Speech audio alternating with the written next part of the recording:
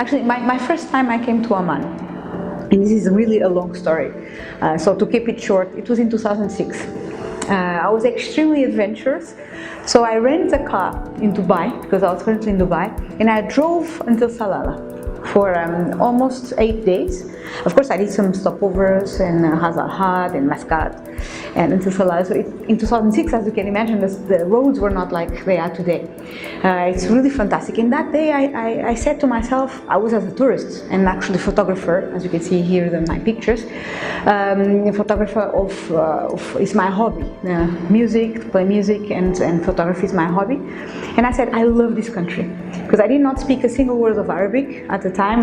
I never heard about Oman only on the books, but I never tried to visit. I never imagined my life here in Oman. But there's a huge relationship of Oman and Portugal, you know, more than 150 years of history.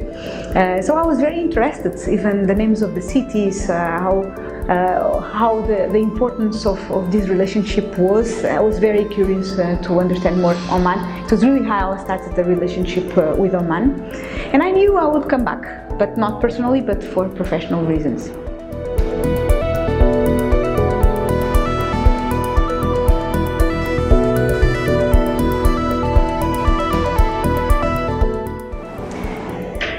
In 2014, I came back to Oman. So His Excellency, the director of and chairman of the studies and research of the D1 Royal Court, he contacted me to say if I was available to come with my whole team of the ISPD to come to Oman to train, advise and consult all the protocol department of His Majesty. So it was really a fantastic, amazing project, because for one side I had the ability to train the people based on my expertise, based the sharing I had to give together with heads of protocol that belong to my team, or corporate diplomats like myself, or communication strategists. So to train them in a sharing approach. So it does not mean that their protocol department was not good. It was the opposite. The protocol department of Oman is outstanding. But of course it's interesting as well for them to understand how we do things in Europe, how we do things in China, how we do things in India, how we do things in Latin America, how we do things in North America, and so on. So we brought all this know-how to Oman, and it was retained in the country. So I'm really happy, and I still, today, the day of today, the majority of my friends in Oman, they are from the Royal Protocol, because of that time. We really had contact to junior level, senior level.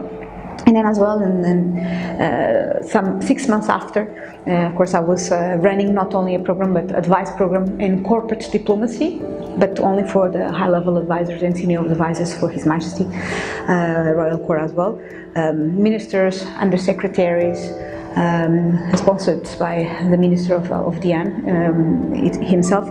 So it was really a fantastic experience that I had, not only living in Oman, working in Oman, but being able to share my expertise and received a lot. So the point when you give and when you advise and you are in contact with the high-level people that have decision-making in the country, you receive a lot as well. So you will learn and you destroy stereotypes.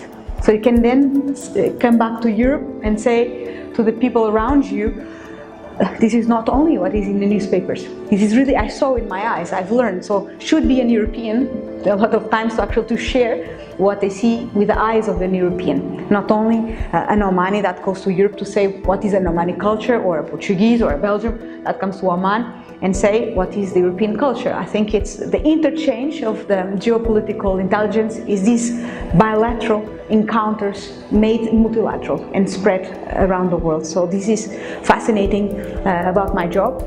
I've lived in 17 countries, and I implemented projects in 96. The ISPD, that is the group that I manage and founded, we have partners in 650 private and public sector stakeholders.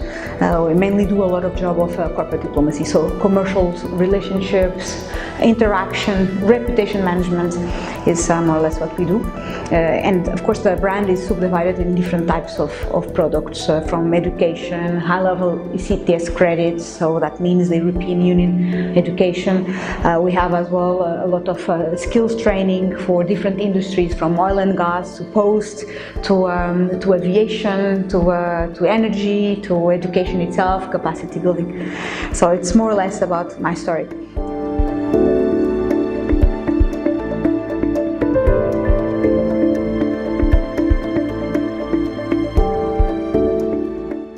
My future with Oman, I think, is going to be long. We are now setting up Impact Office, the office of ISPD, to impact the whole Gulf region plus Middle East, so not only the Gulf. So I've chosen Oman to that impact, from Oman to the region, because of the soft diplomacy skills approach that market has, but at the same time the people. I'm a people's person, so this is the right place to be. So from here we partner with Dubai 2020, we can partner with Abu Dhabi, we can partner with Qatar, we can partner with Saudi Arabia, we can partner with no geopolitical barriers. Like I said, I'm pro-peace, and so I am someone that understands the stakes that are happening in the region, and I don't have any problem to answer difficult questions, but this is the reason why Oman is a country I really love, for personal and professional reasons. From the moment I start traveling and taking photographies of the world, Oman was in my list. When I start actually my professional career, that this year is going to make 20 years of service of the world. That's why I said 17 countries plus 96 other countries where I implemented projects. It's not little, and I'm happy as well to be on Oman. I was receiving currently an award of the Shura Council for the services I've been doing to the country. So that makes me very, very proud, not of Ines, but actually of Oman, because of the recognition of the soft diplomacy skills in the society. So this is a little bit about myself.